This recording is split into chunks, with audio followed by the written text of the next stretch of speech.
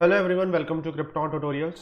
आज हम लोग इंट्रोड्यूस करने जा रहे हैं ज्योमेट्रिकल आइसोमेरिज्म को। So let's get started. Geometrical isomerism basically ये स्टीरियो आइसोमेरिज्म का पार्ट है। स्टीरियो आइसोमेरिज्म दो पार्ट में डिवाइड होती है, conformational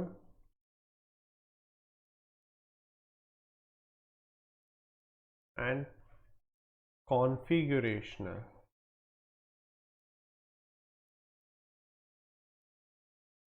conformational and configurational isomerism.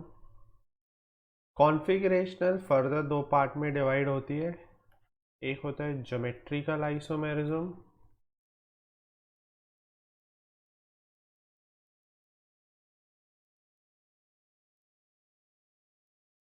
फिर होता है ऑप्टिकल आइसोमेरिज्म। तो स्टीरियो आइसोमेरिज्म में एक चीज हम लोग बोलते हैं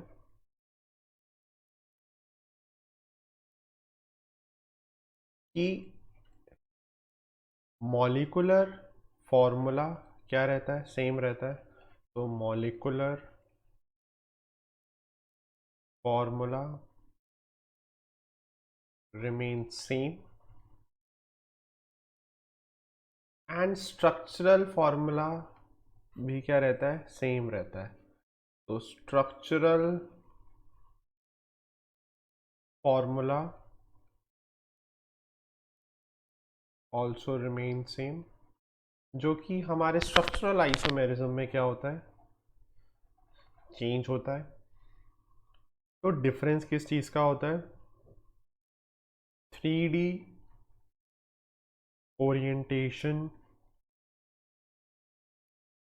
ऑफ एटम और ग्रुप्स। तो 3D ओरिएंटेशन में क्या होता है, चेंजेस होते हैं। तो इसी के साथ हम लोग हमारा ज्योमेट्रिकल आइसोमेरिज्म के बारे में हम स्टार्ट कर सकते हैं डिस्कशन। तो ज्योमेट्रिकल आइसोमेरिज्म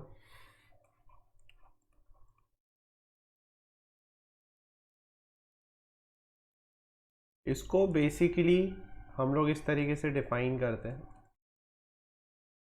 कि relative distance between the group अगर चेंज हो रही है इन अ 3D स्पेस, और वो रिलेटिव डिस्टेंस एक रिस्ट्रिक्टेड रोटेशन वाली जगह पे अगर हो रही है, तो उसको हम लोग क्या बोलते हैं, geometrical isomers.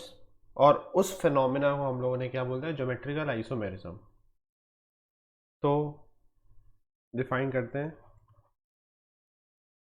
Compound which have different relative distance of atoms or group attached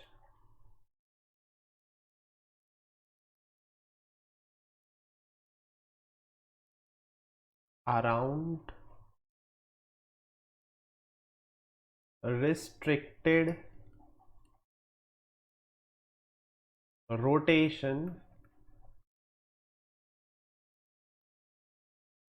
then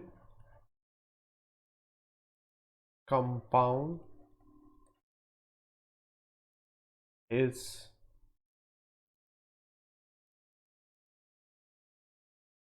known as geometrical isomer, and phenomena is known as geometrical isomerism. Geometrical isomerism वही चीज़ हम लोग यहाँ पे अब डिफाइन कर रहे हैं इस पूरी डेफिनेशन में कुछ चीज़ें हैं जो हमें थोड़ा सा ध्यान में रखनी है। सबसे पहले यहाँ पे रिलेटिव डिस्टेंस क्या हो रही है, चेंज हो रही है। अनदर इम्पॉर्टेंट चीज़ जो है यहाँ पे वो है रिस्ट्रिक्टेड रोटेशन। तो restricted rotation and relative distance between the group are changing. तो इससे हम लोगों ने क्या बोला कि उन कंपाउंड को हम लोग ज्योमेट्रिकल आइसोमर बोल सकते हैं। ठीक, ये रिलेटिव डिस्टेंस और रिस्ट्रिक्टेड रोटेशन का मतलब क्या है उसको हम लोग थोड़ा सा और एलाबोरेटली देखते हैं। लेट्स से एक कोई कंपाउंड है,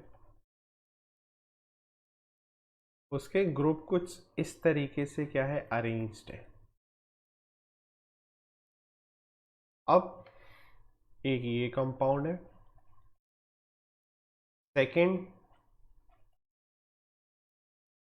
कुछ इस तरीके से हम लोगों ने एटम को ओरिएंट किया। क्योंकि ये sp2 हाइब्रिडाइज्ड कार्बन है, इसका मतलब ये कार्बन एटम, ये हाइड्रोजन एटम, ये हाइड्रोजन एटम और ये कार्बन एटम क्या होंगे, प्लेनर होंगे। तो क्योंकि sp2 hybridised atoms are planar, ये क्या है, एक प्लेन में है। तो अगर यहाँ पे आप नोटिस करो एक रिलेटिव डिस्टेंस, लेट्स से एक कार्बन एटम से इस कार्बन एटम तक की दूरी क्या है L1, और यहाँ से लेकर इस कार्बन एटम तक की दूरी क्या है L2। तो L1 is obviously not equals to L2, so we can happily say that कि A and B are geometrical isomer. These are geometrical isomer.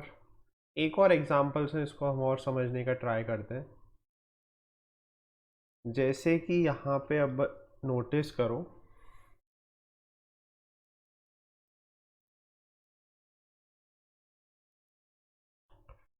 हाँ, तो इधर मैंने क्या किया है, ये साइक्लोब्यूटेन बनाया।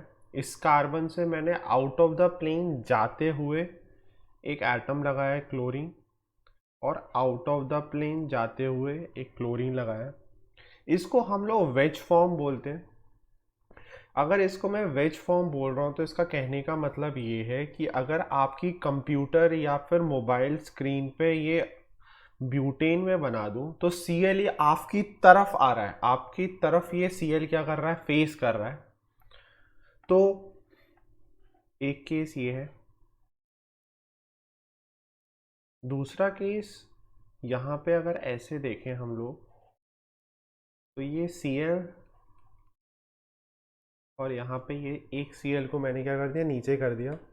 तो अभी भी ये वाला Cl तो क्या कर रहा है, आपकी तरफ पॉइंट आउट हो रहा है, और ये वाला Cl क्या है, आपसे दूर चला गया, मतलब स्क्रीन के अपोजिट साइड जा रहा है। ये हम लोग इमेजिन कर सकते हैं।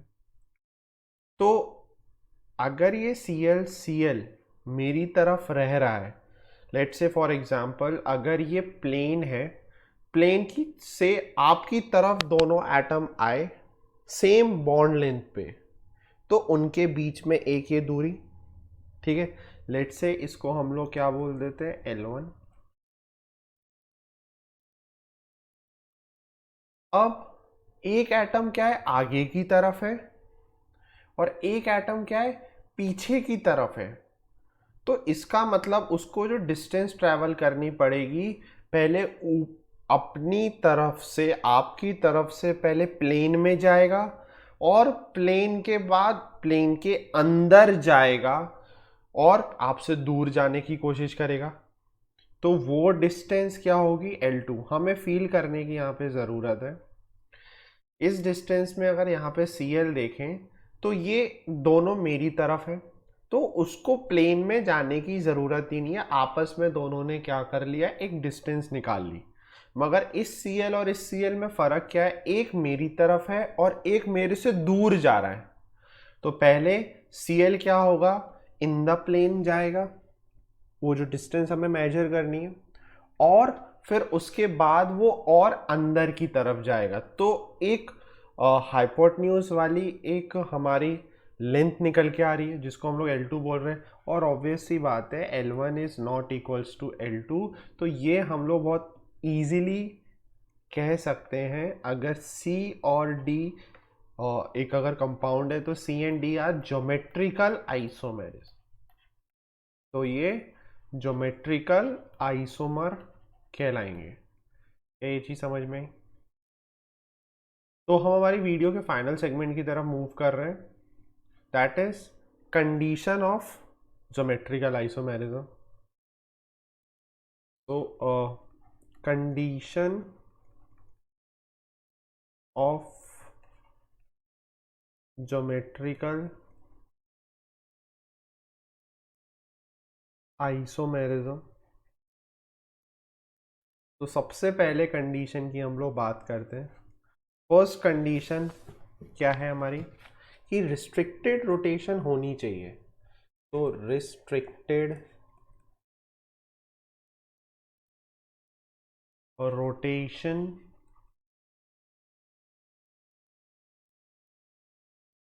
Must be present. अब रिस्ट्रिक्टेड रोटेशन का मतलब क्या हुआ, एग्जाम्पल के लिए अगर यहाँ पे हम देखें तो एग्जाम्पल कुछ इस तरीके का बोल सकते हैं, C double bond C type system हो, C double bond N type system हो, N double bond N type system हो, रिजिड रिंग हो, एक्सेट्रा। और भी रिस्ट्रिक्टेड रोटेशन वाले केस होते हैं जहाँ पे रोटेशन पॉसिबल नहीं होती, वहाँ पे ये ज्योमेट्रिकल आइसोमेरिज्म की बात करेंगे। अब जैसे अगर हम कार्बन के लिए बात करें तो रिस्ट्रिक्टेड रोटेशन कैसे, लेट्स से ये सिग्मा बॉन्ड है, फिर यहाँ पे क्या है, पाई बॉन्ड का क्या हुआ, फॉर्मेशन हुआ। तो जब ये पाई बॉन्ड का फॉर्मेशन हुआ, ये परपेंडिकुलर टू द प्लेन इस तरीके से क्या हो रहा है, बॉन्ड का फॉर्मेशन हो रहा है। अगर इसको मैं क्लॉकवाइज घुमा रहा हूँ, ठीक है, और इसको मैंने अपोजिट डायरेक्शन में एंटी क्लॉकवाइज अगर घुमा दिया तो ये बॉन्ड टूट जाएगा। अगर बॉन्ड टूट जा रहा है इसका मतलब रिस्ट्रिक्टेड है रोटेशन, इसका मतलब रोटेशन क्या है, रिस्ट्रिक्टेड। तो ये कंडीशन होनी चाहिए। Another thing and the last point of our video, कि एटम्स और group attached at restricted rotation site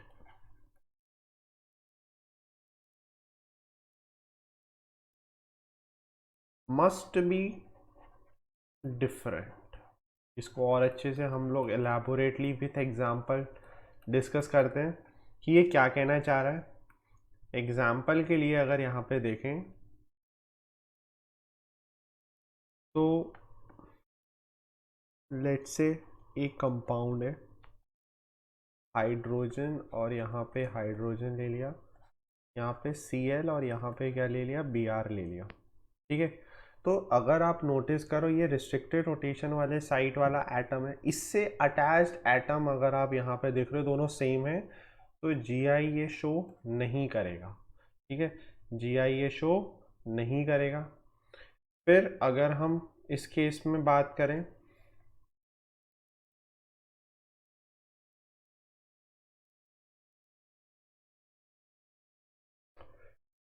तो इसमें अगर आप नोटिस करो कि भले ही ये दोनों ग्रुप सेम रह रहे हैं और ये हाइड्रोजन हाइड्रोजन क्या रह रहे हैं, सेम रह रहे हैं, मगर सेम कार्बन एटम से अटैच जो एटम या फिर ग्रुप लगे हुए हैं वो डिफरेंट है, तो ये ज्योमेट्रिकल आइसोमेरिज्म शो कर देगा।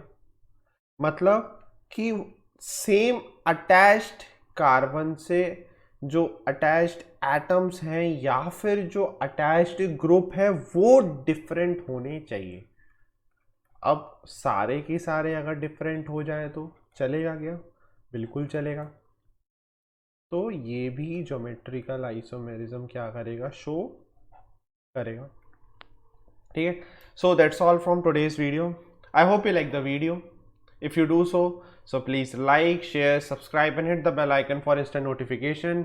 And for more freshly prepared tutorials, keep watching Krypton Tutorials. Thank you.